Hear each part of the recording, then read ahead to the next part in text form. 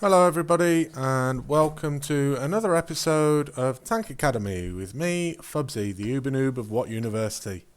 So, what are we going to be looking at today? Well, today we've got a little bit of a different thing going on for you. It's not one of my replays.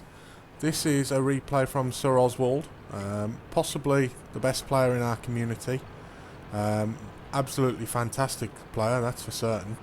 And he's going to be showing us how to carry a game when you're in a top tier heavy.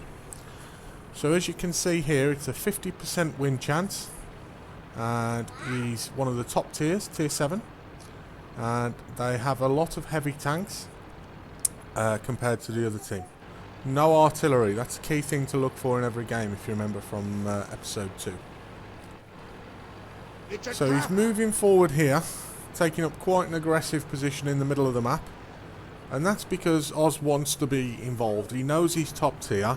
He knows he can't sit back, because if he does, their top tiers are going to start picking off at our mid and bottom tiers. And as soon as they do that, they get a numbers advantage.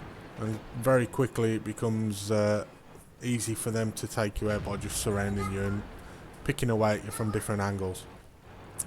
So Oz is just probing here all the usual campy spots, trying to get shots in.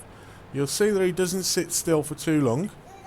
Takes a little snapshot there, so although he doesn't make his shot count, if he sits still, he knows he's going to be getting shots raining on him from all directions. So he quickly gets a shot away, and now he's looking at other targets, and again he's keeping his gun active. And that's a real key thing to do. The more shots you fire, the more damage you do, obviously the higher your win out score will be. So right now, he's picking away at what targets he can. And very soon you'll see he'll manoeuvre again to have a look, see what else he's got as options. So again now, pulling back. He knows that there's someone there. Just because you can't see them doesn't mean you can't shoot at them. And now he takes his first penetrating hit. But he's still focused in on the T-29. T-29, very dangerous tank. And Aussie here wants to get this tank out of the game as quick as he possibly can. Critical hit. Penetration. They hit our viewports. Can't see it. Got him. So T-29 gone. And Oz again now starts looking for new targets. And that's the great thing about this spot that he's taken up. Because you're in the middle of the map, you can be involved on either flank. If he would have gone down the beach, the only targets he would have been able to attack would have been here.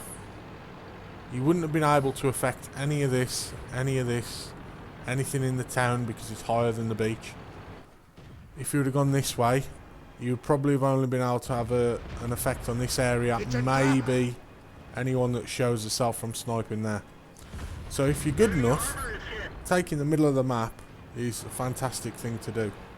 It's also very, very difficult because it leaves you open to fire from all directions as well. But if you know what you're doing like Ozzy does, then you can get away with it. It's a trap.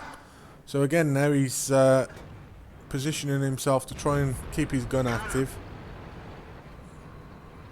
And just have a think about your games on this map.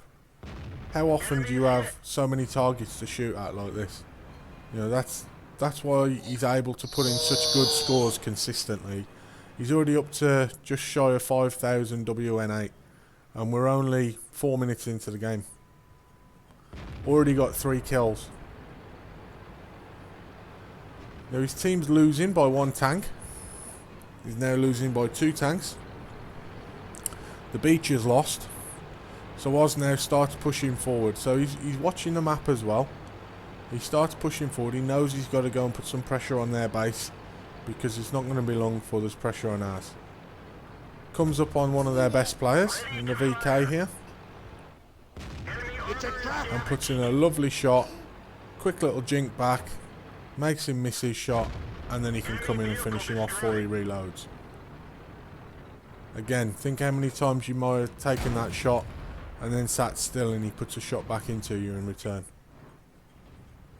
Subtle little things that make a big difference. Here he's using the house as cover. Again, how many of us would have just sat there? As soon as the house gets destroyed a little bit, moves back, hiding as much of his tank as he can, just attacking that weak spot of the cupola. And again, he knows the guy's there, so although he's disappeared off your screen, doesn't mean you can't keep shooting. You know where he is, you may as well have a go. Finishes off that one, and now he's on 5 kills and nearly 9,000 WN8. But the Panther there now coming back to try and put some pressure on Oz. And Ozzy moving forward to return the favour. Some good angling of his tank there to block the shot. Unfortunately takes one there. But notice as well how he's keeping him tracked. He's not just doing damage, but he's actually keeping the Panther tracked, so that other players can support him. Fantastic team play there by Oz. Now at this point they've really rescued the game. They were 2 tanks down, now they're 1 tank up. Ozzy's already got a top gun at this stage. He's already got 6 kills. He's already on 11,500 WN8, which is an unbelievable score. Again, now he starts making his way towards their base. We know the KV-85 was last spotted up on this campy area. T-29 was down here, he's made his way back. And the E-25 was over here somewhere. Also a good time to mention the use of a mod pack. You'll see with the mod pack that I use, which is Solo's mod pack, and big shout out to Solo because I think he does an absolutely awesome job with his mod packs. But you'll see it shows you the last spotted location of an enemy tank, and that's great because it gives you a good idea of where they might be. E25 however had completely thrown a spanner in the works. He went to the other end of the beach, but Ozzy pops out, sees him, quickly adjusts and gets his shot away. He's now on 7 kills and just shy of 12,000 WN8. And spoiler, girls and boys, it's not over yet. He now pops out, takes another shot at the KV-85, does he? If I remember right. Being patient.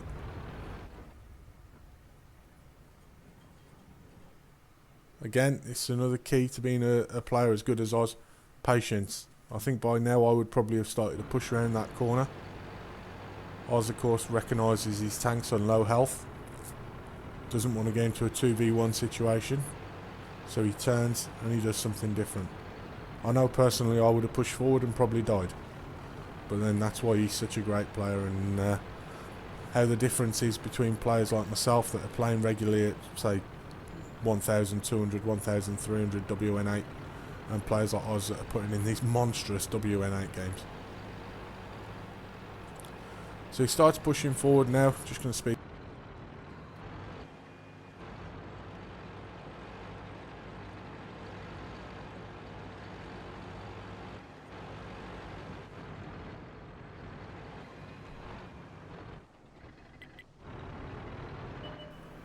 And there you go, the tank eventually came looking for him, so he manages to take him out as well. So that now puts Oz on 5,105 damage that we know of, because he's also done a couple of blind shots. 8 kills, 12,437 win 8 minimum, because again those blind shots that he took will increase that as well if any of them landed. And again now Oz, he knows he's up against a good tank. He knows it's got quite a bit of health, so he's pulled him back to help draw him into the fire of the AT-7. Unfortunately, he wasn't able to get the kill or to keep himself alive. But what an absolutely fantastic game. And again, look at how he's waited and pulled him for that AT-7 to be able to support him. Imagine if he'd have gone in on his own, 2v1, even if he would have still taken out the one tank and left the T-29 pretty much full health against the AT-7. Could have been a completely different game. Okay, well, I hope you've enjoyed that, and speak to you soon.